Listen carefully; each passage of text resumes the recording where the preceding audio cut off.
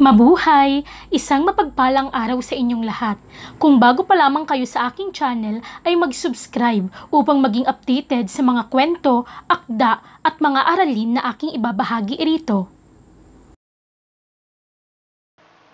Pinagyamang Plumaten, pagsasagawa ng roundtable discussion. Ang roundtable discussion ay isang mabisang paraan ng paghahatid ng impormasyon dahil mas kakaunti ang kalahok at hindi gaanong formal ang pamamaraan, di tulad ng workshop o panel presentation. Nakapagbibigay ito ng mas maraming pagkakataon sa mga kalahok upang aktibong makibahagi sa usapan at makasama sa mas malalimang pagtalakay sa paksa. Ilang gabay sa pagsasagawa ng roundtable presentation o discussion. Oras. Ang roundtable presentation o discussion ay maikli at karaniwang nagtatagal lamang ng 45 minuto. Ang facilitator ay maglalahad ng kanyang maikling presentasyon sa loob ng 15 minuto. Sa bahaging ito ay inaasahang mangyayari ang sumusunod. Una, pagpapakilala ng facilitator sa kanyang sarili at maikling pagpapakilala rin ng bawat kalahok. Ikalawa, pagsasabi ng dahilan kung bakit isinasagawa ang roundtable discussion na ito. Ikatlo, pagbibigay ng panimula tungkol sa paksa. Pang-apat, paglalahad sa kabuuan ng paksang tatalakayin. Ang nalalabing 30 minuto ay ginagamit para sa pagtatanong, pagsagot sa mga tanong, malalimang pagtalakay sa paksa, at pagbibigay ng feedback. Istruktura. Karaniwang 8 hanggang 10 tao ang kabilang sa isang roundtable discussion. Ang mga lalahok ay mauupo sa mga silyang nakaayos ng pabilog, kung saan ang bawat isa ay nagkakakitaan at nagkakarinigan ng mabuti kahit walang mikropono. Ang ganitong format ng pagbabahagi ay angkop lang para sa maliit na bilang ng kalahok. Hindi ito nararapat gamitin kung mahigit na sa 15 ang inaasahang kalahok. Kagamitan.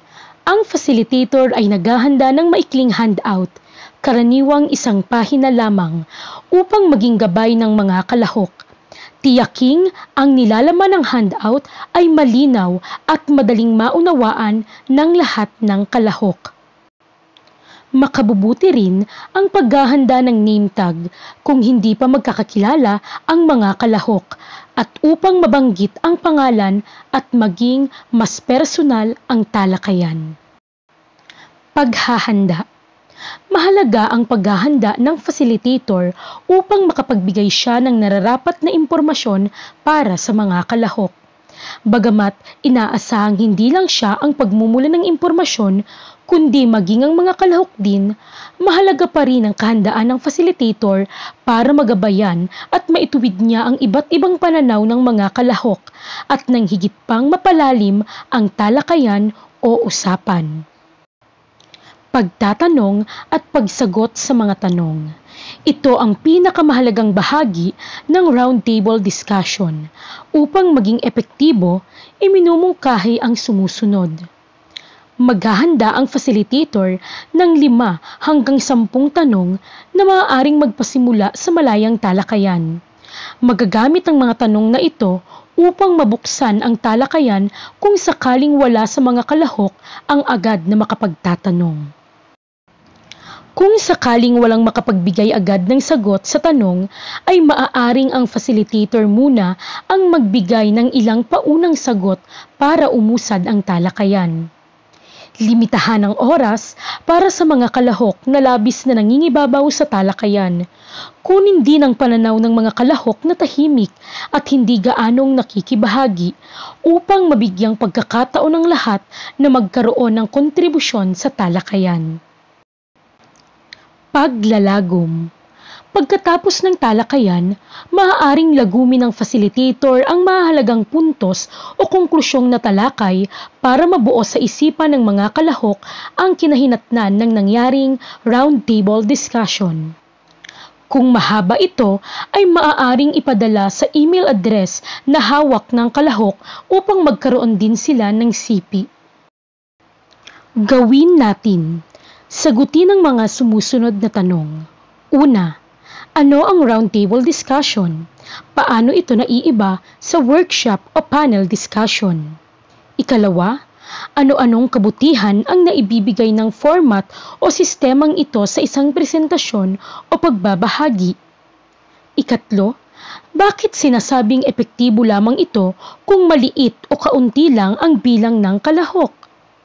Ikaapat, ano-ano ang kailangang paghandaan ng isang facilitator? Ikalima, paano niya magaganyak ang iba pang kalahok upang makibahagi rin sa talakayan?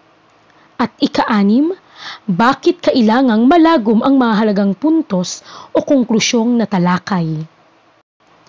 Gawain titik B. Nakikibahagi sa roundtable discussion kaugnay ng mga isyong pandaigdig at nakagagamit ng internet para sa pananaliksik. Pagkakataon mo nang magamit ang natutuhan tungkol sa pagsasagawa ng roundtable discussion.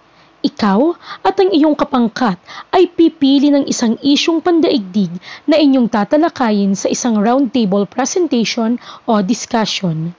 Maaaring pumili ng alinman sa mga sumusunod na paksang kaugnay ng mga isyong pandaigdig.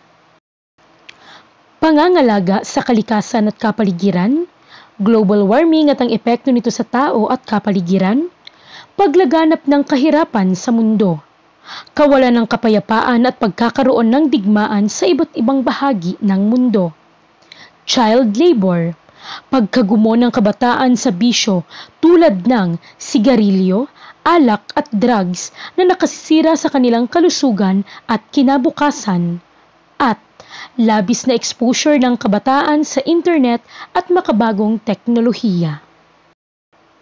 Magsagawa ng pananaliksik sa internet kaugnay ng paksang napili ng inyong pangkat. Bumuo ng 2 hanggang 3 tanong kaugnay ng paksa.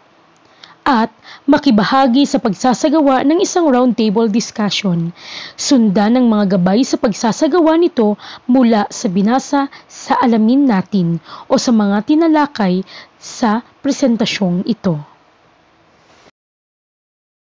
At diyan nagtatapos ang aking pagbabahagi tungkol sa paksang ito. Maraming salamat po sa panonood at hanggang sa muling pagkikita.